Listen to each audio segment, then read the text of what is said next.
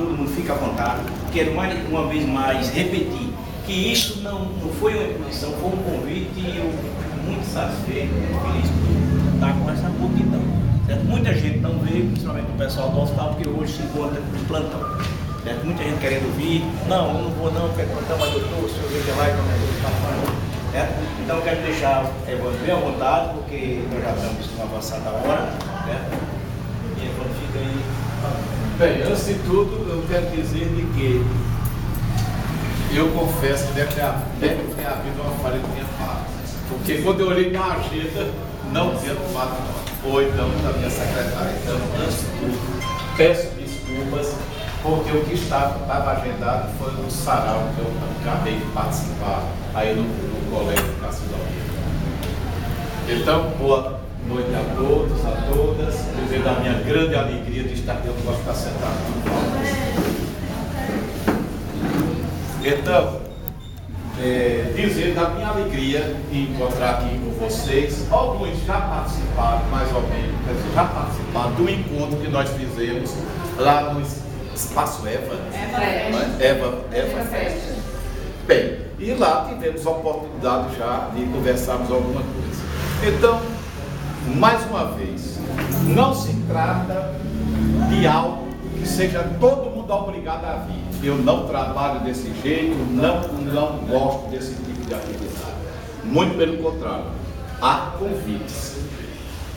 Peço sempre que tudo que ocorra nesse sentido, diga que é um convite para umas palavras políticas. Então todo mundo fica livre para vir ou não vir. Ninguém é obrigado. Não existe isto. Nunca existiu conosco, nem vai continuar sem existir. Agora, é natural, eu como gestor, eu ter pelo menos a oportunidade de dirigir a todos aqueles que estão, de qualquer maneira, sob a nossa orientação, qual é o nosso pensamento, o que nós queremos para a pesqueira e o que é que eu espero desses atores, dessas pessoas que nós estamos a apoiar e o perfil deles. Então, eu seria até ingrato em não fazer isto, porque quando eu mais precisei, eles estenderam as mãos. Então, teve um que, lógico, eu não tive contato, mas não é só pela homenagem, mas pela pessoa que também a exceção seria Marina. Mesmo assim, não me arrependi da opção em apoiar, em nenhum momento. Então, sempre achei, e vou começar por ela. Então, essa reunião é política sim, mas não é uma reunião de um prefeito que só é administrativo. Não, eu tenho e sou também político, como muitos aqui são. Ou seja, todos nós somos políticos. E eu procuro sempre separar o momento do administrativo do momento político. Então, se eu não fizer a parte política, não existiria, não só eu, mas os outros, não existiriam eleições. E eleições é uma coisa essencial na vida de todos nós. Nós sabemos que é através das eleições que nós fazemos as nossas opções e, naturalmente, escolhemos os nossos prefeitos, nossos vereadores, deputados, seja estadual, federal, governador, presidente, senadores, etc. Então ninguém pode deixar de pensar e de votar. Não é porque o voto seja obrigatório, não. Porque muitas vezes, só por ser obrigatório, muita gente se rebela, fica com raiva. Deveria haver uma outra coisa, que deveria ter botado na Constituição, que deveria ser explicado que o voto ele é essencial. E começar a conscientizar a população da importância do voto. Seria o melhor caminho. Mas a pessoa também se abster de votar, de não escolher, ele não tem participação alguma nas coisas. Como é que ele pode exigir? Como é que ele pode interagir com os atores, os gestores, no caso? Então, de qualquer maneira, é de fundamental importância a nossa participação no processo político. Outra colocação que eu quero fazer. As eleições não é momento, as campanhas eleitorais não é motivo de briga. Isso não deveria existir. campanha eleitoral é um momento em que os políticos, eles põem os seus programas de governo, as suas lutas, o que é que eles propõem, qual é o sentido da política que ele faz, que segmentos ele gosta mais de atuar. Então, em síntese, como é que ele interage com a comunidade, e aí, lógico, a comunidade com ele. Então, é este momento. Então, é um momento de festa também. Não tem essa da briga, da troca de farpas. Isso, quanto mais eu vejo isso, menos eu vejo possibilidade desse país ter um outro desenvolvimento, um outro tipo de respeito até às autoridades constitucionais. Eu acho que a gente deve participar, escolher os seus candidatos, a multiplicidade, e eu sempre fiz um quadro comparativo, e quem já me ouviu, vou ser repetitivo. Então, é feito a religião, que nós sabemos, os que creem, os cristãos, sabemos que existe um Deus, e os caminhos de chegar a ele são vários. Os católicos, os evangélicos, os índios. Então, são vários os caminhos, várias igrejas que procuram o Deus, e que o Deus todos nós amamos, queremos, professamos, mas por caminhos diferentes. Por isso que tem algo que tem que acabar, que é essa divergência entre as igrejas, essa briga tola que sempre existiu entre nós, principalmente entre nós brasileiros. Então eu respeito por cada um, porque o que eles querem é atingir o Deus. Então cada um à sua maneira. A mesma coisa na política. Nós queremos o presidente. Ora, vamos fazer a nossa opção. Por que é que eu vou votar em fulano? Por que eu vou votar em ciclano? Alguma coisa tem. Eu me identifico com o programa, eu me identifico com a pessoa, que é uma pessoa direita, uma pessoa honesta, eu gosto muito dessa linha. O outro, por quê? Porque é uma pessoa desenvolta, é uma pessoa que sabe, vamos dizer assim, tem projetos bons. É uma pessoa que vai mais no sentimento, vai mais no humano. São aqueles que pensam mais nos excluídos. Então, a gente vai procurando aquilo que mais se identifica com a gente. Tem uns que só olham o desenvolvimento econômico e financeiro do país, né? A maioria, muitos, aliás, não diga a maioria. Então, aqueles que gostam do desenvolvimento econômico, então vai ver o perfil daqueles que pensam na economia como um todo, no comércio, na indústria, na agropecuária, no agronegócio. Então, vai por aí. Outros é aquele que interage mais com o social. Então, a minha linha é esta. Então, cada um faz a sua opção. Mas que é importante, o voto é. E que o voto não deve ser, eu sempre digo, não deve ser de gratidão. Não deve ser de homenagem. O voto é para ser dado pelos valores que estão ali e que irão nos representar. Então não é porque muitas vezes eu dizia, vou votar em mim porque doutor Evandro salvou meu filho. Eu não salvei ninguém. Eu fiz um ato médico e fui preparado, com a graça de Deus, com o que ele passou para mim, não é? E através dos meus professores, do que eu procurei estudar, ler, dos meus conhecimentos, do conhecimento que foi transmitido a mim através dos meus colegas, dos livros que eu estudei, tudo. Mas eu fiz um ato como qualquer um fez. Então não devo a vida, ninguém me deve nada. Talvez ao contrário, eu é que devo a oportunidade de ajudar uma criança a melhorar, de curar uma criança. Então eu tenho que ver sob esse ângulo. Não de ter sido o protagonista, mas daquela criança que dá a oportunidade de fazer o bem. Eu encaro as coisas desse jeito. Então, partindo desse princípio, é que eu digo que nós temos várias opções. Não vou falar de nenhum adversário meu. Por quê? É perda de tempo? Não. Eu estou aqui para falar dos meus. E digo sempre, todos nós deveríamos procurar ouvir todos. Eu não gosto daquela pessoa que é obtusa. Só vou ouvir o meu candidato. Eu não gosto disso. Eu, quando faço as minhas opções, eu ouço todos eles. Então, eu procuro ver qual que eu mais, aquele que eu falei, qual programa, qual o candidato que eu mais me identifico. Então, eu acho que é através disso que nós fazemos as duas opções. Então, ninguém é obrigado a votar em ninguém, nem fazer homenagens.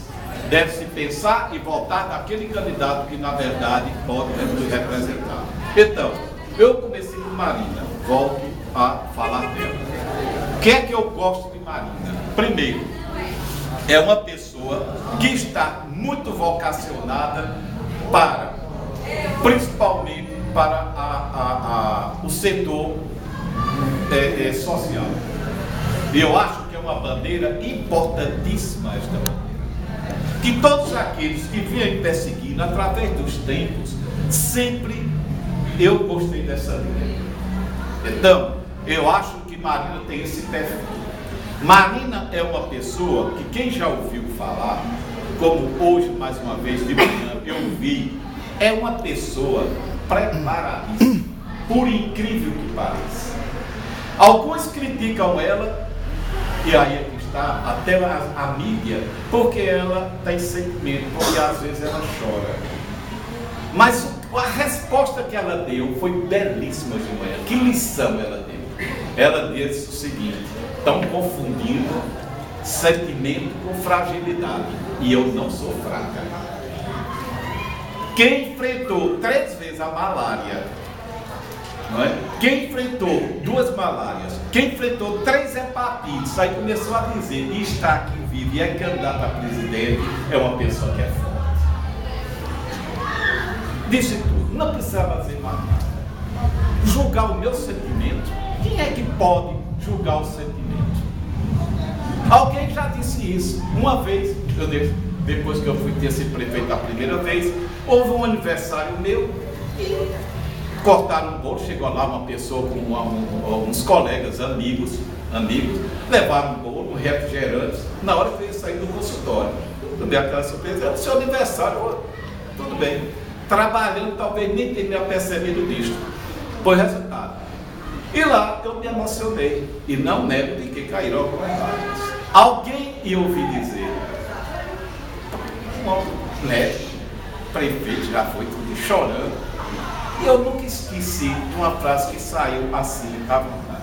Quer dizer, eu pertenço e me orgulho de ter pertencido a uma geração em que os homens sabem ainda chorar. E é verdade. Sentimento não é para se esconder. Se eu posso exteriorizar o meu sentimento, e se a exteriorização desse sentimento é através das lágrimas, por que não? Poderia ser de aplauso, poderia ser de um grito de euforia. Então, são várias as maneiras de expressar o sentimento. Mas muitos materializam esse sentimento através das lágrimas. Eu acho que isso não é desfavor nenhum, nem isso vem fazer com que uma pessoa não possa postular uma presidência da República. Então, neste campo, a Marina é preparada, até quando ministra foi. Ninguém discorda aqui que Lula foi um grande presidente, muito pelo contrário, nós reverenciamos Lula como presidente. Mas aí é que está. Nós encontramos, eu encontro, a diferença entre Lula e a sucessora dele. Tem uma diferença e é grande a diferença. Nós sabemos como o Brasil ia e sabemos como o Brasil está. Então, a gente nota de que a coisa não está indo no caminho que deveria seguir. Não é porque ampliou os programas que isso favorece as pessoas. Às vezes, os programas não deveriam nem ser ampliados. Eles deveriam até dar uma paradinha e melhorar, qualificar mais. É assim que eu penso. Nem tudo, bota mais. Não. Vamos pegar esses projetos, vamos fortalecê-los, vamos dar mais qualidade. Isso é importante também nas coisas. Marina foi uma excelente ministra. E Lula, e aquilo que se dizia, ela é como se fosse a continuidade de Lula. Ninguém tem um perfil tão parecido com Lula do que a Marina.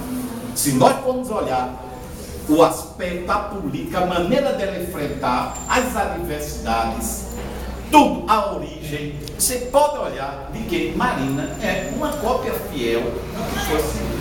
Não vou dizer do aspecto físico, naturalmente, eu não estaria cometendo uma besteira dessa. Mas aí é que está. A gente nota o perfil da pessoa.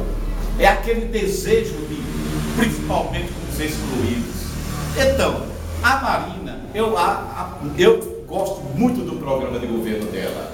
As observações que eu fiz, que eu tive a oportunidade de olhar, cada um interpreta de um jeito. A maneira que eu interpretei foi assim, muito positiva.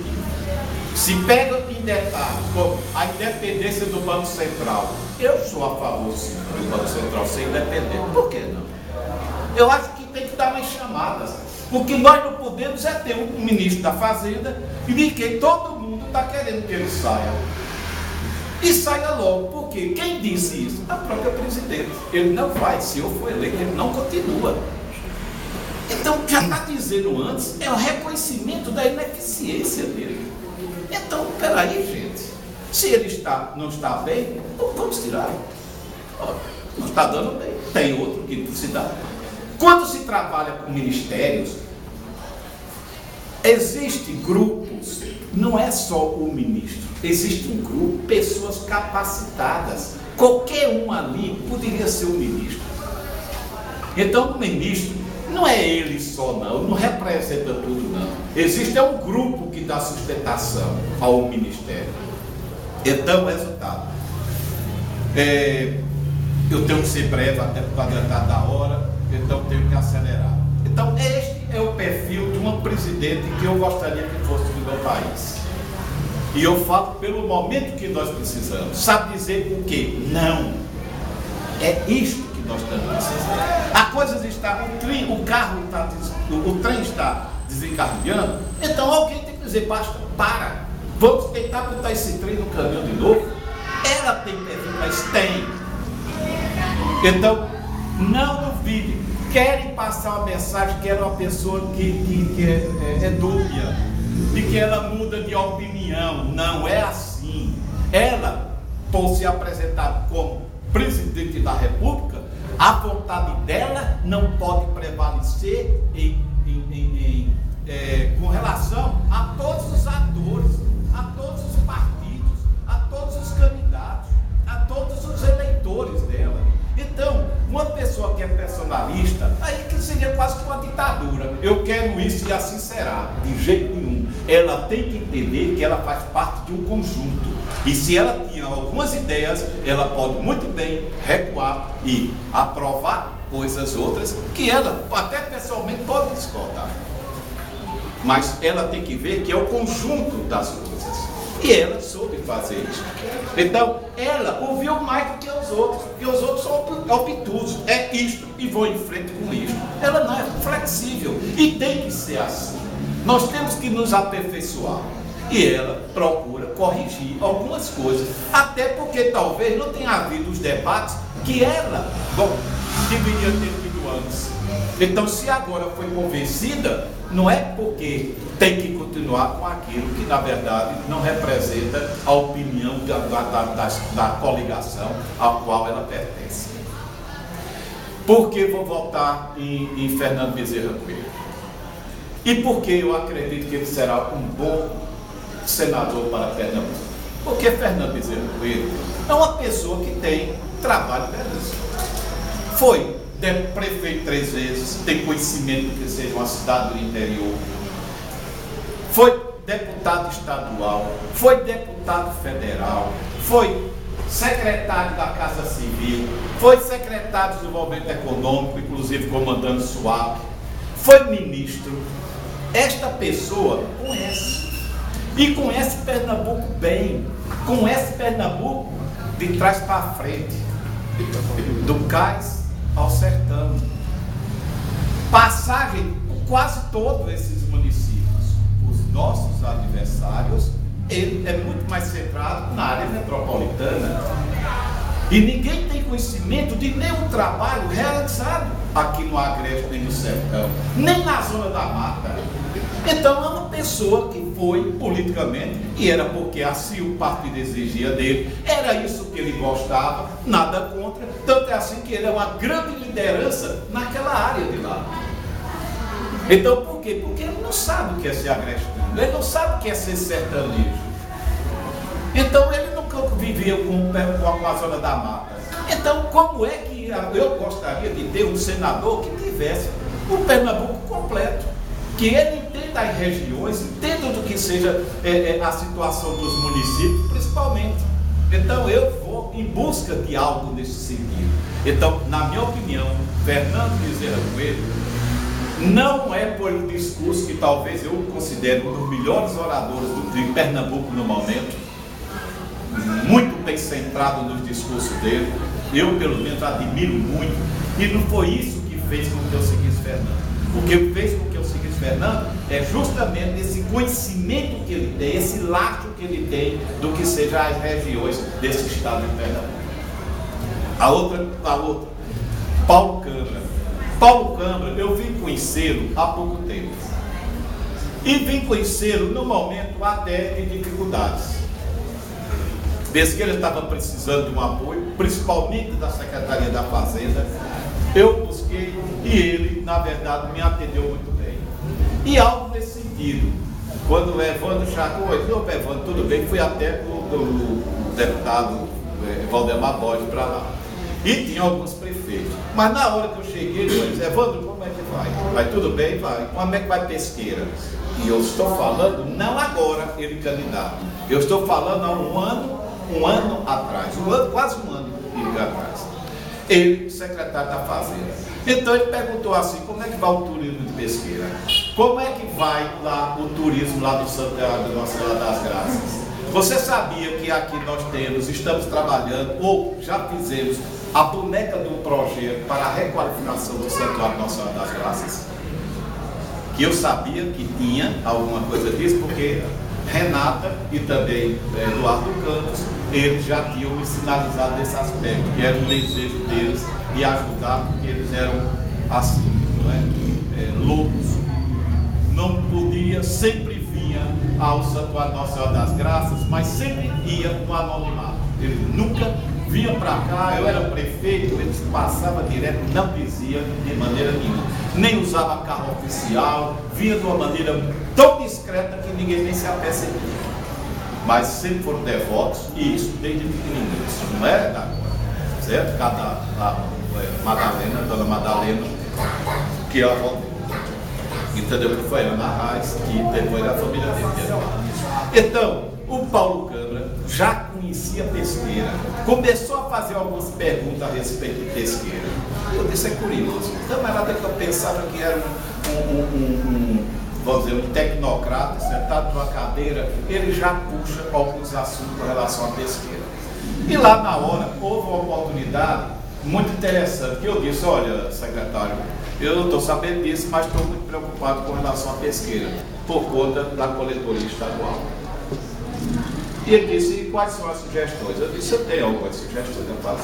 Primeiro, eu sei das dificuldades que o senhor terá para poder fazer com que a coletoria volte a pertencer. Por quê? Porque não é uma decisão de um secretário. Dentro da Fazenda existe um colegiado fortíssimo, que são os auditores fiscais. São pessoas que, na verdade, eles encaminham e se dirigem forte, tanto para o governo, para o governador, como para o secretário. É um grupo fortíssimo. E todos dizem assim: temos que conviver, porque se eles pararem para a marca do Estado, um mês parado, a Secretaria da Fazenda, todo mundo sabe, é a mesma coisa de parar a Secretaria da Fazenda, a Receita Federal. O que tem de contrabando dentro de 24 horas é uma coisa imaginável. É uma coisa, vamos dizer assim, seríssima. Então, não pode parar a Fazenda, não pode parar a Receita Federal. Quando eles ameaçam de greve, enlouquece todo mundo. Não é? Por quê? Simplesmente todas as doanas estão abertas. Então, passa contrabando do Paraguai, do que vem, aí vem drogas, vem o diabo a quatro, né? Então os aviões, vem todo mundo com maleta, porque daqui 12 horas está no outro país. 12 horas está de volta, está tudo em greve, vai passar 5, 6 dias, o que vai passando aí de volume não é brincadeira. O que deixa de arrecadar, porque eles não vão para as indústrias, não vão para o comércio, etc. Então, ensino. Paulo Câmara, apesar de ter aquela aparência de um tecnocrata, não é isso. Ele tem muita sensibilidade. É uma pessoa que a gente nota a maneira dele tratar. E muita gente, ele é tímido. É uma pessoa que é tímida. E como se os tímidos não pudessem também fazer alguma coisa pelos pais. Será que aqui não tem pessoas um tanto tímidas? Se eu pedisse aqui para qualquer um de vocês falarem como eu estou fazendo, não teria alguém que dizia, eu não falo nada, eu tenho vergonha, eu não posso, né? Então, esse tipo de coisa existe, gente. E é isso, ele é um pouco recatado, é um pouco mais, vamos dizer assim, mas é tímido, mas tem uma cabeça extraordinária. Era ele que segurava também o governo de Eduardo. Eduardo tinha as ideias, discutia, mas quem era que iria operacionalizar? Era ele. Então, nós pensávamos que era Geraldo Júlio, e não era. Geraldo Júlio se destacava, mas a alma ele não deixou. A fortaleza ele não cedeu. Cedeu para ser candidato a prefeito conhecido Geraldo Júlio, mas ele foi imprescindível para o governo de Eduardo. E ele teve que segurar. Então, a gestão começa por aí. Uma pessoa centrada, com conhecimento da máquina administrativa, uma pessoa que não está viciada na política, eu digo com coisinhas que muitas vezes nós sabemos que não deveria existir na política. Uma pessoa que fez o curso do Banco do Brasil, logrou êxito, passou no concurso muito bem classificado, fez concurso para o Tribunal de Contas, saiu muito bem, talvez tenha sido um dos primeiros lugares, né? Até quando foi convidado para fazer parte da equipe de Eduardo. Então, é uma pessoa que tem esta vocação. Não vou falar dos outros. Até porque muita gente pensa, porque eu vou votar em Paulo Câmara, que eu não me dou bem com os outros candidatos. Me dou muito bem. Se fosse falar do aspecto pessoal, talvez eu me dê muito mais com outros do que com ele, do ponto de vista pessoal, de convivência. Mas eu tenho de que ter um norte. Eu tenho que ver o que é melhor para a minha terra pesqueira e o melhor para o meu estado Pernambuco. E essas pessoas entendem isso. E dizem, Evandro, lamentavelmente eu não vou contar com o seu voto, mas respeito. Eu acho que você deve conduzir desse jeito. E é assim que é política. A gente pode dividir, não quer dizer que somos inimigos. Então, Paulo Câmara está preparadíssimo para poder governar esse estado. Com a mesma leveza, com as mesmas proposições, com as mesmas propostas que Eduardo tinha. Então, por quê? Porque convivia diariamente, trocava ideias. Então, aqui tem muita coisa que daquilo ficou e que está lá para poder ser dar sequência também. Então, o candidato nosso a deputado federal, lógico que eu sempre disse de que nós vamos aqui, vou lutar para poder trabalhar pelas pessoas que ajudaram Pesqueira. Então, quantos deputados federais ajudaram Pesqueira? A gente vai olhar e tem as emendas. Quais foram os deputados? Tem lá, 4, 5, 6 que votam aqui.